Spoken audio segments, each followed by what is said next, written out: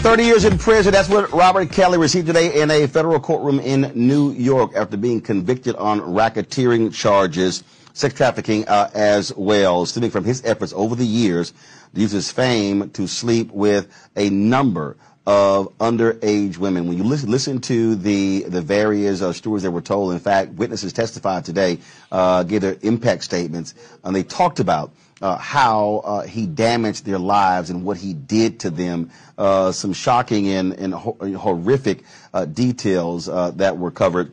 Now that he's been sentenced again, he's going to be taken to Chicago, where he faces another federal trial for child pornography and obstruction charges. Now, prosecutors actually were seeking 25 years. His defense team was seeking about 10 years, citing a number of issues, including him being sexually molested as a child, things along those lines, and he should deserve a lenient sentence. The judge went 30 years, and so he's facing that federal trial. He's 55 years old. And so he gives those 30 years. We'll see if he's convicted and sentenced concurrently. But the reality is, R. Kelly is likely going to spend the rest of his life behind bars. Joining us right now is one of the folks who wanted to see this happen, Kenyette Barnes. She is one of the founders of the Mute R. Kelly movement.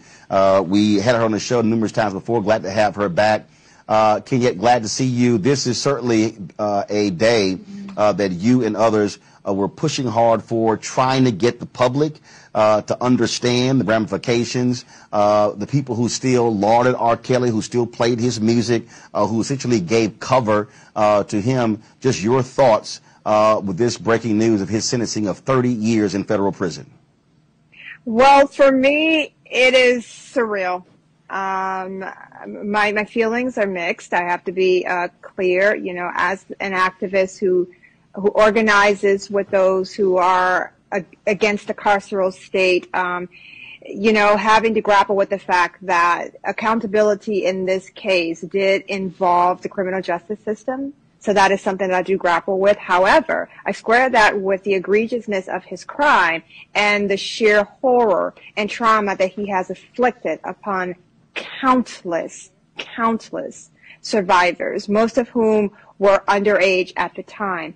I also feel a sense of relief, definitely being a face of a wide-scale campaign such as this. It does sort of, you know, consume a great deal of your time, but I also do hope that what this verdict does offer to the survivors is a chance to begin their healing, because this healing is going to be lifelong. And there was something you stated in your opening, Roland, I do want to, you know, comment on the fact that Robert Kelly was a survivor.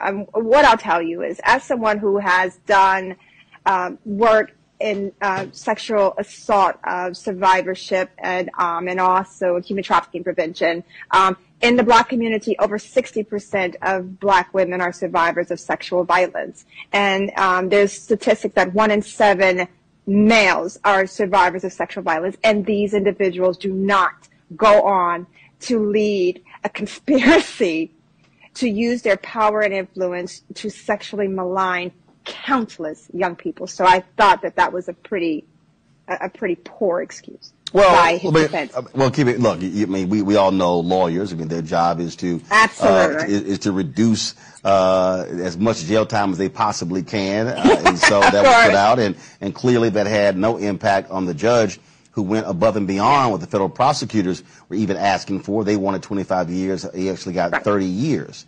This is, but what's interesting is you still have people out there who are huge R. Kelly fans. I was looking at some Twitter, some Twitter account. I think it's called R. Kelly Fans, and they were saying that there were no specific laws that he actually broke.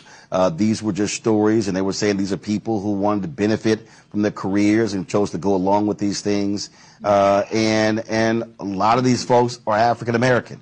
And you have folks who just they continue to make excuses and provide cover for R. Kelly.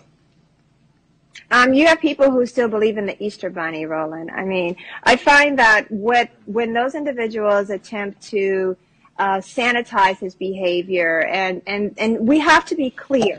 Many of these survivors were 13, 14, 15, 16 years old. There is psychological research to say that the human brain isn't even fully developed at that point. So the fact that Kelly, at this point, 30, 40 years old, was attracted to and grooming, because we don't talk about grooming in these conversations, these very young, impressionable young girls. He went to South Chicago. He didn't go to Willamette and Evanston. That was intentional. He actually sought out young people who did not have he did not have the social capital to protect them. And that's what makes his behavior so predatory, so predatory. But it's not over. That was the New York case. There's the Chicago case, and if I'm correct, that was a Minneapolis case. Yes. And so he's still facing other potential trials. Yeah, that is correct. There is a federal case. And I think isn't there one in Georgia too? So let me answer that one separate as an addendum. So there is a federal trial in Illinois that is scheduled in August, I believe, and then there is a Minneapolis state trial. And it is, it's the same type of behaviors that happened. And because his behaviors are so egregious and they have an MO to them, they're going to be the same. And we predict that we're going to see the same outcome. So in regards to Fulton County, Georgia, I think that's the case you're referring to. In 2017, the former Fulton County chairman attempted to get charges brought against him. And the then District Attorney Paul Howard decided not to. And it is my hope that another conversation with our sitting District Attorney in Fulton County might yield a different outcome. So Georgia, not yet. Can I put a pen on that? Not yet. Okay. Again, and look, if those trials go forward and he's convicted, it all is based upon how the judge wants to do the sentencing. If they're concurrent, they're all running at the same time. Right. But if they decide that he has to serve those years after, if it's consecutive, he absolutely will never, ever see the light of day. Right. And like I said in the beginning, I do, part of this work was to square the, the kind of moral, ethical, grounds of working with the carceral state, with the egregiousness of his crimes.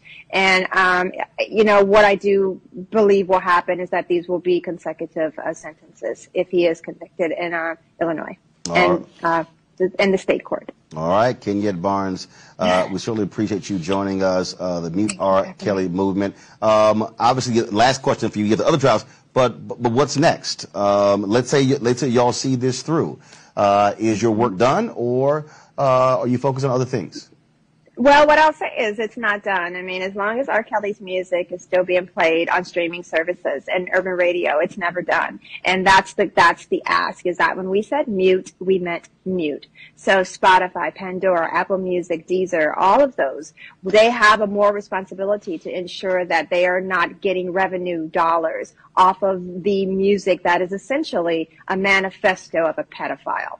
And when we say mute, we meant mute. So we're not done yet. So let me ask you this here: if